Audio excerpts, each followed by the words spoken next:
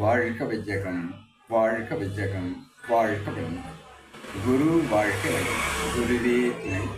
அனைத்து அன்புள்ளங்களுக்கும் வாழ்க வளமுடன்.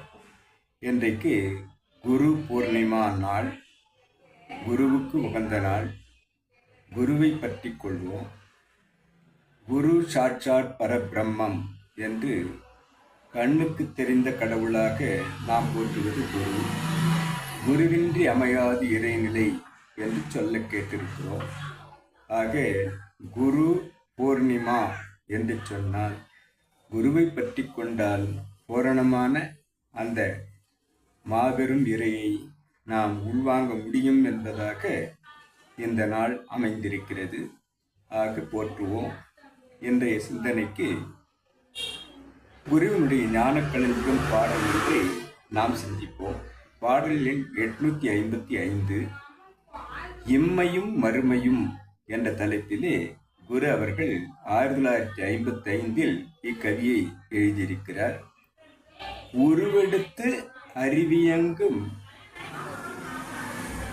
அறிவு இயக்கம் கண்ட எல்லாம் உடலழியும் மட்டேதான் நிலைத்திருக்கும். உருவி இயங்கி மட்டேதான் நிலைத்திருக்கும். உருவி இயங்கி அறிவாற்றல் பயன்படுத்தி உலகினிலே செய்த செயல் விளைவு அனைத்தும் உருவெடுத்து வாழ்ந்து வரும் மனிதர் வாழ்வில் உண்டு பண்ணும் நன்மை தீமை அளவிற்கேற்ப உருவழிந்து விட்டபின்னும் உலகம் மீது உள்ளவர்களை தொடர்தல் கண்டு வாழ்வோம். வாழ்க வளமுடன். உருவெடுத்து அறிவு இயங்கி கண்ட எல்லாம் என்று கூறுகிறார். உருவு எடுத்து நமக்கு நினைவு தெரிந்த நாள் முதல் என்று அறிவு இயங்கும் என்று கூறுகிறார். 3 வயது தொடக்கம் என்று நாம் கொள்ளலாம். உடல் அழியும் மட்டேதான் நிலைத்திருக்கும். இந்த உடல் அழியும் மட்டும் அவைகள் அத்தனையும் நமக்குள் நிலைத்திருக்கும். உருவி இயங்கி அறிவாற்றல் பயன்படுத்தி, அறிவை நாம் பயன்படுத்தி என்னெல்லாம் செய்கிறோமோ அது உலகினிலே செய்த செயல் விளைவு அனைத்தும். அவ்வாறு எண்ணம் சொல் செயலால் நாம் நிகழ்த்திய அனைத்தினுடைய விளைவும் உருவெடுத்து வாழ்ந்து வரும் மனிதர் வாழ்வில் இந்த உருவை கொண்டு நாம் இந்த உலகில் வாழ்ந்து வருகிறோம். அந்த மனிதர் வாழ்வு அத்தனையிலும் உண்டு பண்ணும் நன்மை தீமை அளவிற்கேற்ப அவரவர்கள் செய்த நன்மை தீமை என்று சொல்லக்கூடிய அந்த இன்ப துன்பத்திற்கேற்ப உருவழிந்து விட்ட பின்னும் உருவெடுத்து நாம் செய்த செயல் நல்லவை தேவையை கொண்டு தீயதை கொண்டு அவைகள் உலகம் மீது உள்ளவர்களை தொடர்தல் கண்டு வாழ்வோம்.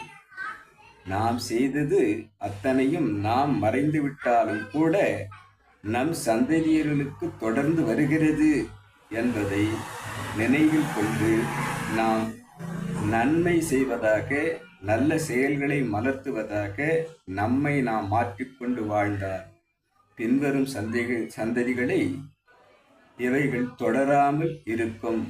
ஆக இம்மையில் நாம் செய்யும் அத்தனையும் பின்வரும் மறுமையாக இருக்கக்கூடிய மறுபிறவிகளாக இருக்கக்கூடிய நம்முடைய சந்தேகங்களுக்கு தொடர்ந்து செல்லாமல் எண்ணம் சொல் செயலால் நன்மை பயப்பதாக, பிறருக்கும் நமக்கும் நன்மை தருவதாக நாம் மலர்த்த வேண்டும் என்று கூறும் குருவை பற்றி கொள்வோம்.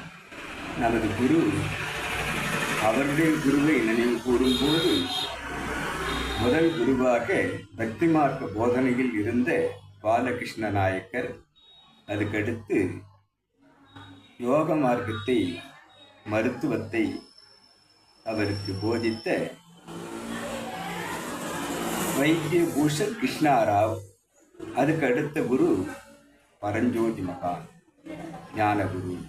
இவ்வாறு நம்முடைய குருவினுடைய 3 குருவையும் நினைவு கூறும்போது நமது குரு எவ்வாறு வந்திருக்கிறார் என்பதை நாம் தெரிந்து கொள்ள சாத்தியக்கூறாக இருக்கிறது. அதேபோல் அந்த 3 குரு அமைந்ததால் அவருக்கு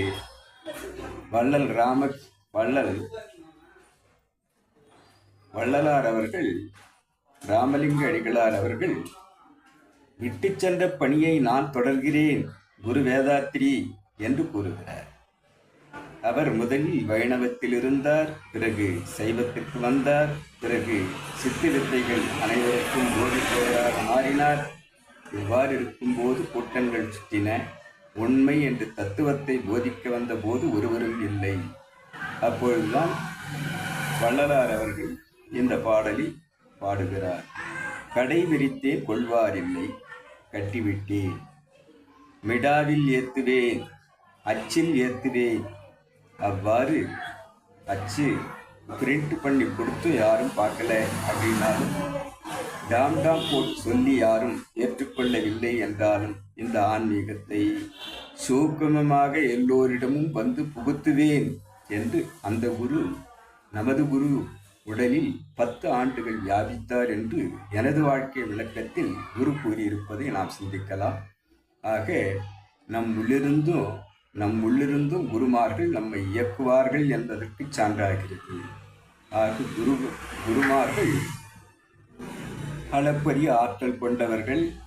அவர்களை நாம் பின்பற்றி சென்றால் இந்த இறை உணர்வை பெற்று நாம் அந்த இலக்கை அடைய முடியும் என்ற சாத்தியக்கூறில் தான் நமது குரு அவர்கள் நீங்கள் அனைவரும் வருங்கால குருமார்கள்தான் என்று சொல்லி அவர் சென்றிருப்பதை நாம் சிந்திக்கலாம்.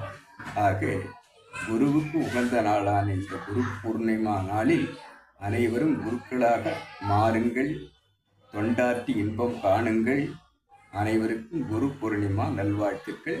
வாழ்க வளமுடன் வாழ்த்தி இறையர்களுக்கும் குருவர்களுக்கும் இதுகாலம் செய்வெடுத்த அனைத்து அன்புள்ளங்களுக்கும் நன்றி பாராட்டி நிறைவு செய்கிறேன். நன்றி. வாழ்க வளமுடன்.